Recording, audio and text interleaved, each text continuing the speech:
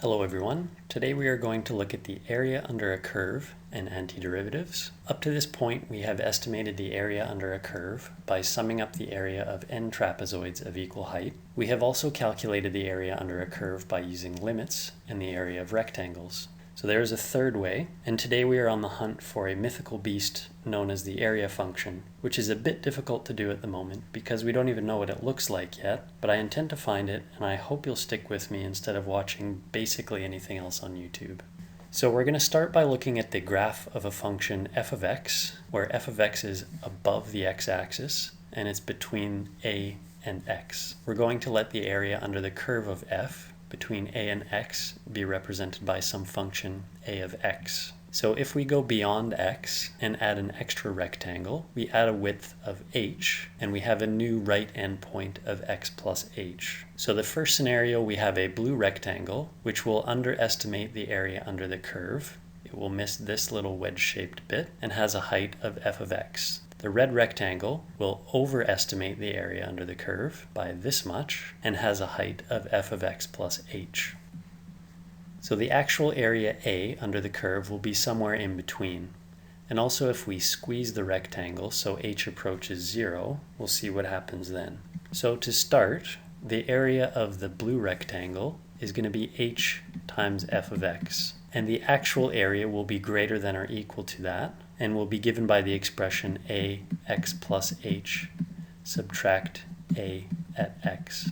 The area of the red rectangle will be even bigger, and its area will be given by h times f of x plus h. Now we can divide this whole inequality by h, giving us f of x less than or equal to ax plus h minus ax divided by h, which is less than or equal to f at x plus h. So now we're going to take the limit as h approaches 0.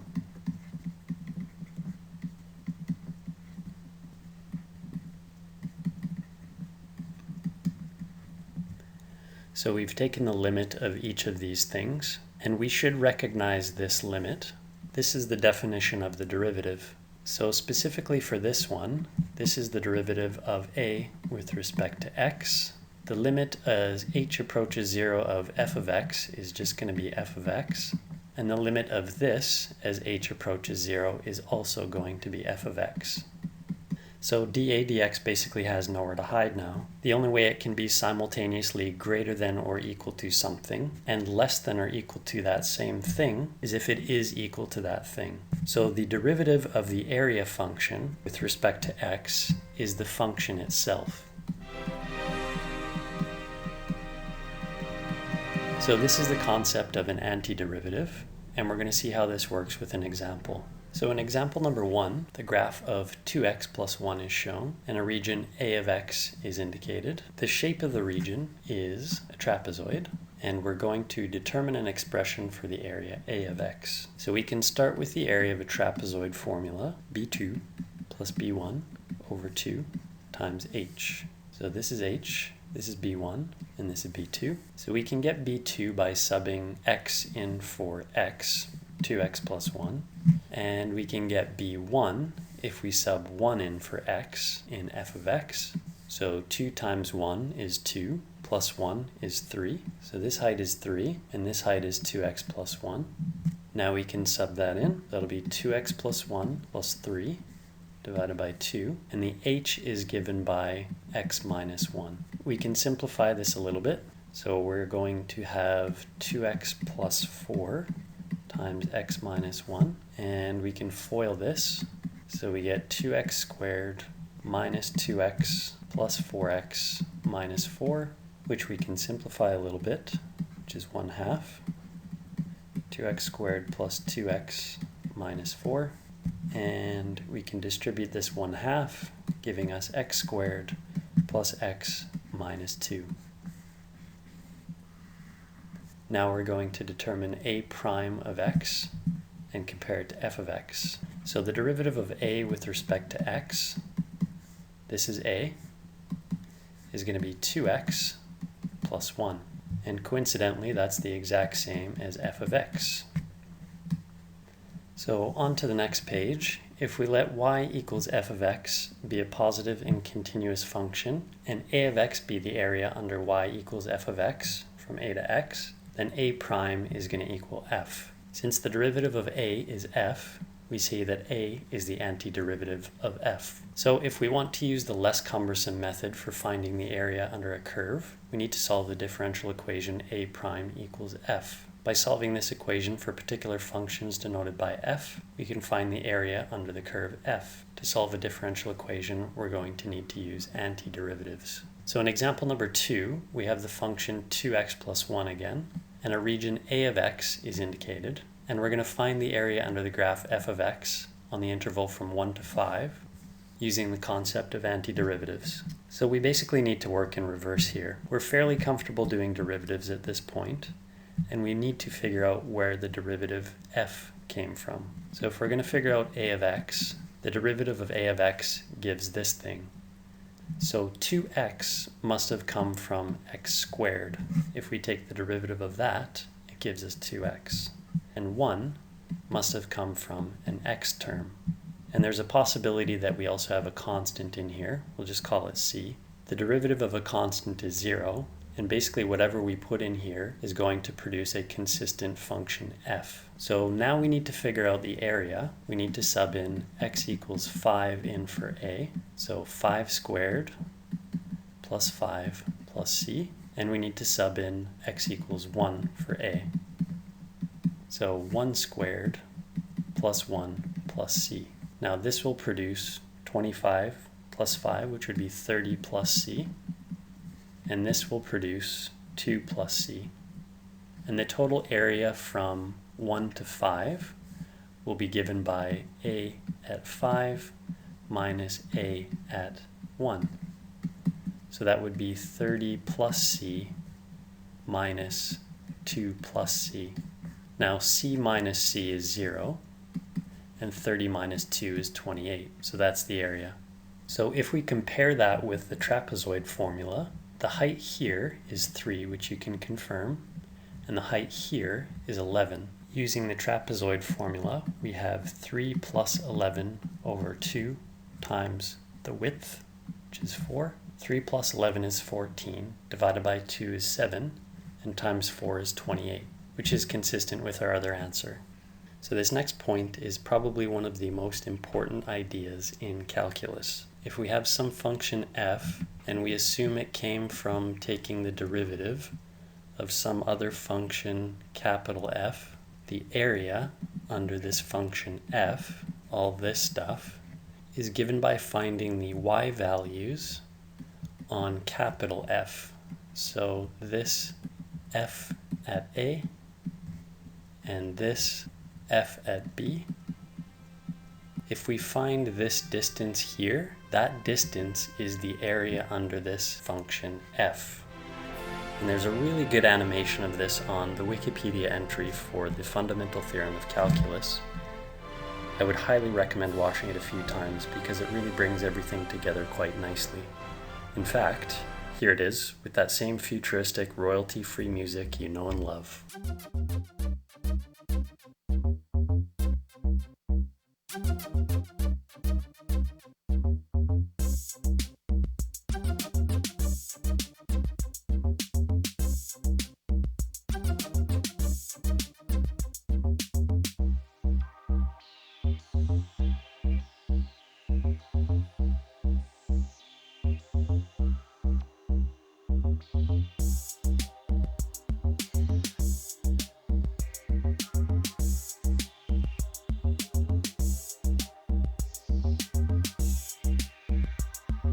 So it might not be a bad idea to pay that page a visit yourself, but we're going to move on to example number 3 now. So example number 3, we need to determine the area under the curve 2x squared plus 3 on the interval from 1 to 4. So to start, we need to find the antiderivative of this. So basically we need to ask ourselves, where did that derivative come from? So the x squared must have come from an x cubed. But if I just did x cubed, that would give me 3x squared, which is not what I have here. So in order to reproduce a 2x squared, if I do 2/3 x cubed, that should give me what I need. So I would do 3x squared times 2/3. The 1/3 and the 3 would cancel out. This 3 should come from a 3x, and there should also be a constant. Now the area is going to be given by y at 4 minus y at 1. So we're going to go 2/3 4 cubed plus 3 times 4 plus c. That's y at 4. And then we're going to subtract y at 1, which is 2/3 1 cubed plus 3 times 1 plus c. And we can simplify this quite a bit. So we get a 128 over 3 plus 12 plus c. And then we would subtract 2/3, subtract 3, and subtract c. These c's would go away. 12 subtract 3 is 9. 128 over 3 subtract 2 over 3 gives 42. And eventually we get 51. So that's our final answer for this. Moving on to example number 4, we need to determine the area of the curve sine x from 0 to pi. So again, we need to ask ourselves, where did this derivative come from? So y, capital Y, is going to come from negative cos of x, because the derivative of cos x is negative sine of x, and that negative will make it positive as it needs to be, and we should add a constant. So the area from 0 to pi is going to be given by this expression, y at pi minus y at 0. So y at pi, we're going to go cos at pi plus c, and y at 0 is negative cos at 0 plus c. So cos at pi is negative 1 plus c, and cos at 0 is 1 plus c. Negative negative 1 is 1 plus c. Subtract negative 1 is the same as adding 1, and then subtract c. So the c's will go away, and we finally get 2. So you may remember we did this example in a previous video, but we used trapezoids, so it wasn't as precise, and we found it to be 1.954 then. So it was reasonably close. So on to antiderivatives. A function capital F, or big F, is an antiderivative of f on an interval if big F prime is equal to f for all x in the interval. So in example number 1, we need to determine 3 antiderivatives of f, given here, and how do the graphs of the 3 antiderivatives compare. So again, we need to ask ourselves, where did this derivative come from in order to produce big F? So what would produce this derivative would be x cubed plus 2x squared minus 5x plus some constant c. X cubed, the derivative of that is 3x squared. The derivative of this is 4x. And the derivative of this is negative 5. And finally, that would be 0. So we can pick any constant we like, really. We could do x cubed plus 2x squared minus 5x plus 1. We could do x cubed plus 2x squared minus 5x plus 5. Or maybe we could do x cubed plus 2x squared minus 5x plus pi. So each of these graphs basically have the same form, but they're vertically translated. So the fact that these 3 functions, and basically infinitely many more, can produce the same derivative, that brings us to our next concept, which is a general antiderivative. So what we basically do is include the c here, where c is an arbitrary constant. So you may have noticed it's not been super critical to include this so far if we're finding specific areas. So basically what we've been doing till now, which we'll find out a little bit more in the future, is taking a definite integral. So if we're doing that, it's not super critical to include this constant c, but it's usually good practice to include it. So on to example number 2 here. We're going to complete the following chart, and I'm going to leave most of this up to you. So I'll do a few. The function 1, where did this derivative come from? It would have come from x plus c. So if you take the derivative of that, it'll give you 1. Same thing with k. Would have come from kx plus c. A little bit further down that column, let's maybe do this one.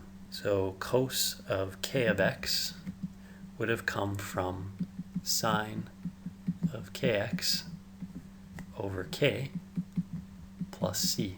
So if we did sine of kx, take the derivative of that, it would be cos of kx, and we would have to do chain rule. So it would be cos kx times k, but if we're dividing by k, that gets rid of the k, so we would end up with just cos of kx. We'll maybe do this one as well.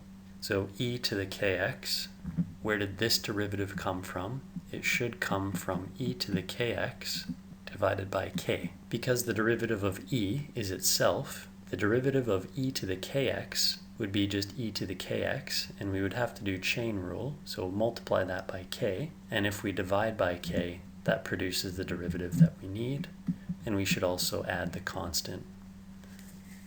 So moving on to the next group, 12x to the 5th minus 2 over root x. So you could write 2 over root x as 2x to the minus 1/2 if you like. So this should have come from 2x to the 6th. So x to the 6th would go to 6x to the 5th, and 6 times 2 gives 12, so that's great. And then this next term, if we do minus 4 root x, so basically 4x to the 1/2, that would be 1/2 times x to the minus 1/2, right? And we got to sort of get rid of that. So we need to produce a 2, so we would have to actually multiply that by 4. So if we do 4 times 1/2, that gives us the 2 that we need. And then we would add c. Maybe do this one next. So 6x e to the x squared. So where did this derivative come from? Well, e to the x squared, if we did the derivative of that, it would be itself, and then we'd have to take the derivative of x squared, which would be 2x, but we need a 6x. So in order for us to get a 6x from this derivative, we should probably have a 3 out front. So that's what we'll do. So the derivative of e to the x squared times 3 should produce what we need. And we should also make sure to add c. Let's maybe do a few more. Cos x sine x should maybe come from sine x squared. So that would be 2 sine x. And the derivative of sine x is cos x. So the derivative of that would be 2 sine x cos x, which is close. We just need to get rid of this 2. So if we divided that by 2, so if we did 1/2, that should give us what we need. And we should also make sure to include the constant. Next we'll do tan x. So this one's a bit of an odd one. If we do ln of sec x, the derivative of ln is 1 over whatever the argument is. So in this case it's sec. And then the derivative of sec is sec x tan x. So the sec x's would cancel out and we'd just be left with tan x. So that works. And we should make sure to include the constant. We'll do one more. So this one, we could rewrite that as e to the x plus e to the minus x. So where did this derivative come from? The first term, fairly straightforward, should come from e to the x. The second term, if we did e to the minus x, the derivative of e to the minus x is e to the minus x, but then we'd have to do chain rule. So that would give us a expression e to the x minus e to the minus x. But that's not what we want. We don't want a negative sign there. We want it to be positive as it is there. So in order for us to fix that, we should probably change this to a negative sign. So if we did e to the x minus e to the minus x, that should work. And if we add a constant, looks like we're good. So I would leave this one for much later. Knowing how to integrate by parts would be helpful for this, but we'll cover that soon enough. If you're up for the challenge, go for it, but your assignment for today is just to finish off the rest of these empty entries, and I'll see you next time.